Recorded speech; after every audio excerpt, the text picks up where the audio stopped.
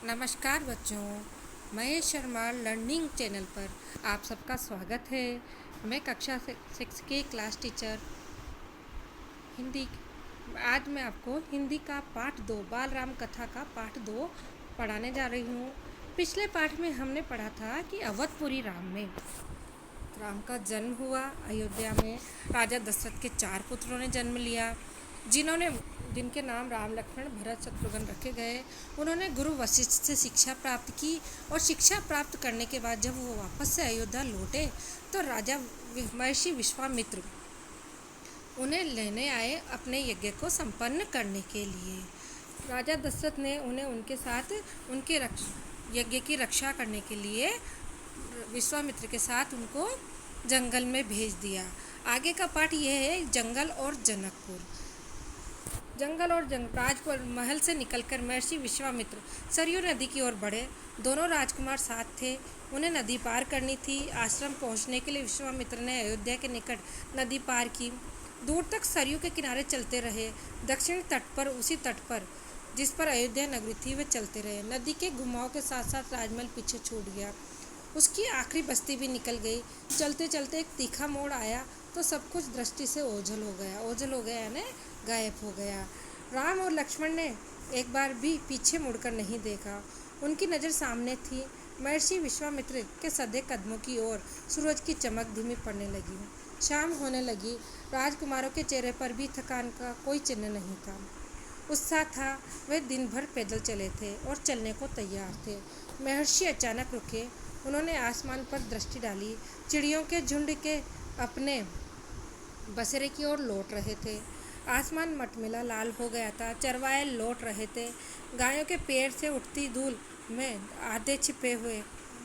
हम आज रात नदी तट पर ही विश्राम करेंगे, महर्षि ने पीछे मुड़ते हुए कहा। दोनों राजकुमारों के चेहरे के भाव देखते हुए विश्वामित्र हल्का सा मुस्कुराए।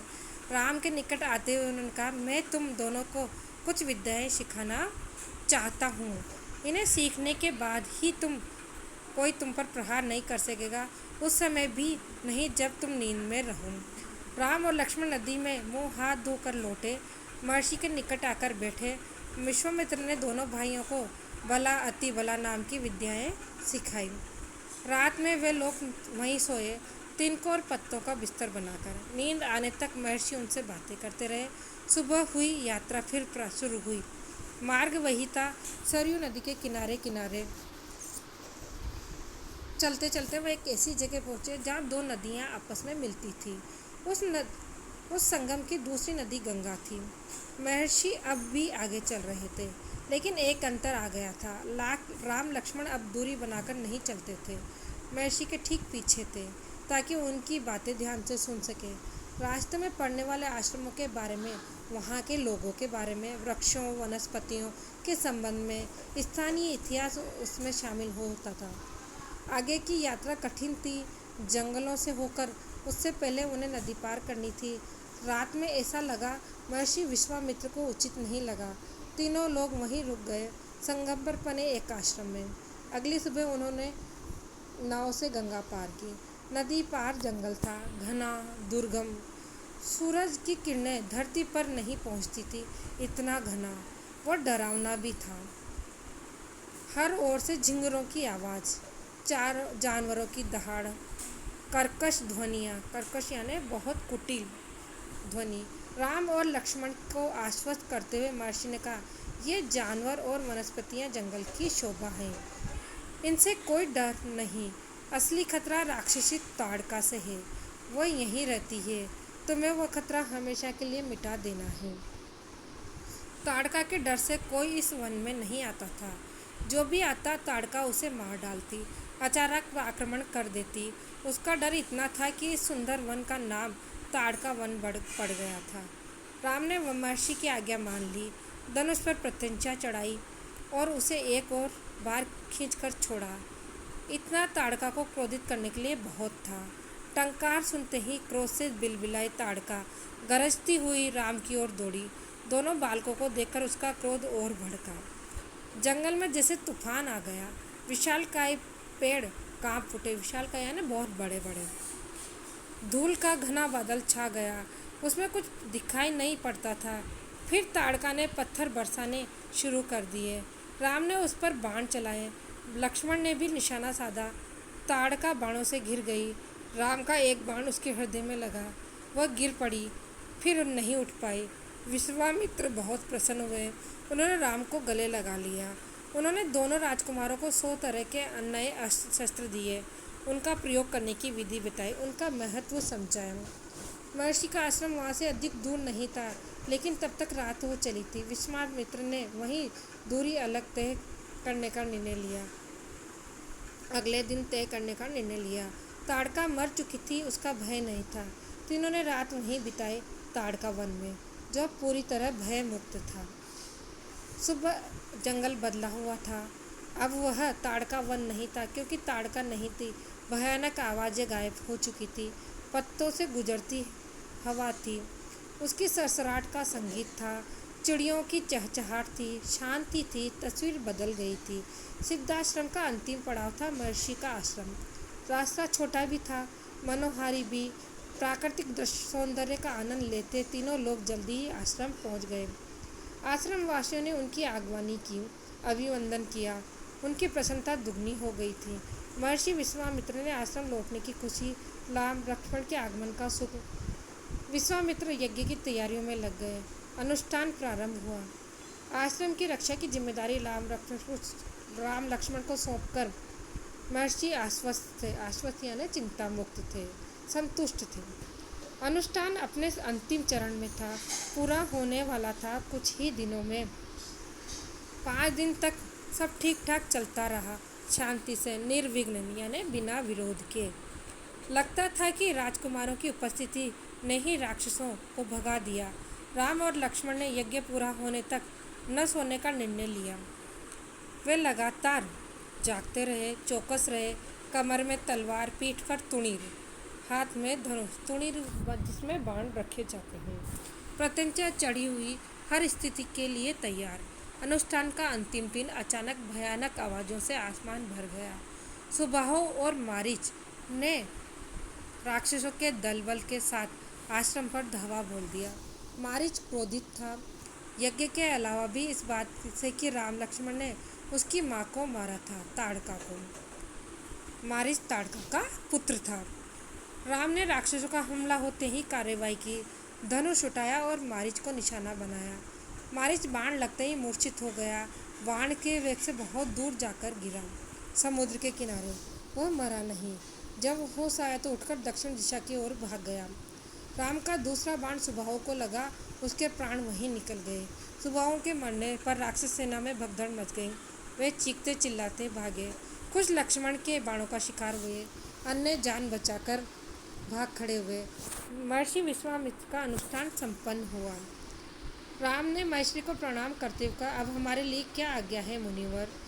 महर्षि ने राम को गले लगाया, कहा, हम लोग यहाँ से मिथिला जाएंगे, राजा जनक के यहाँ, विजय राज के दरबार में।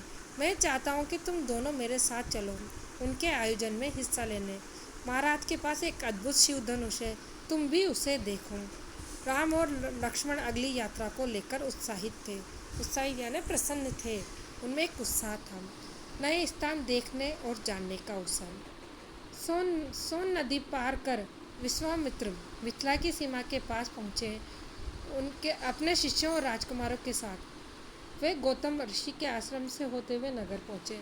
राजा जनक के महल से बाहर आकर विश्वामित्र का स्वागत किया। तभी उनकी दृष्टि राजकुमारों पर पड़ी। विजयराज चकित रह गए। वे स्वयं को रोक नहीं पाए। महर्षि से पूछा, ये सुंदर राजकुमार कौन है? मैं इनके आकर्षण से खिंचता जा रहा हूँ। ये राम और लक्ष्मण हैं, महाराज दशरथ के पुत्र। मैं इन्हें अपने साथ लाया हूँ आपका अद्भुत धनुष दिखाने। विजयराज ने महर्षि, उनके शिष्यों और राजकुमारों के ठहरने की व्यवस्था की, एक सुंदर उद्यान में। अगले दिन सभी आमंत्रित लोग, ऋषि मुनि, राजकुमार यज्ञशाला में उपस्थित हुई। वहाँ महर्षि ने फिर धनुष का उल्लेख किया। महाराज जनक ने अपने अनुचरों को आज्ञा दी, शिव धनुष को यज्ञशाला में लाया जाए। शिव धनुष सचमुच विशाल था, लोहे की पेटी में रखा हुआ था। पेटी में पहिए लगे हुए थे, 8 पहिए। उन्हें उठाना लगभग असंभव था। पहियों के सहारे खिसकाकर उसे एक दिन एक से दूसरी जगह ले जाया जाता था।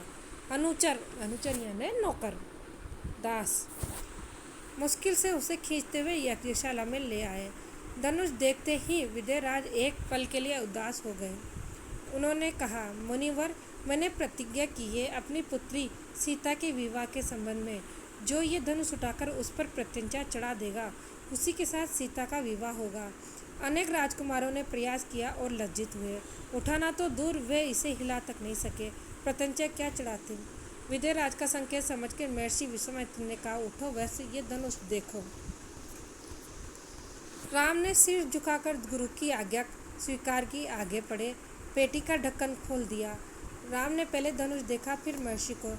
गुरु का संकेत मिलने पर राम ने विशाल धनुष सहज ही उठा लिया।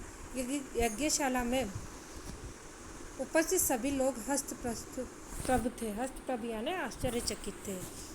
इसकी प्रत्यंचा चढ़ा दूं मुनिवर? राम ने पूछा। अवश्य, यदि ऐसा कर सकते हो।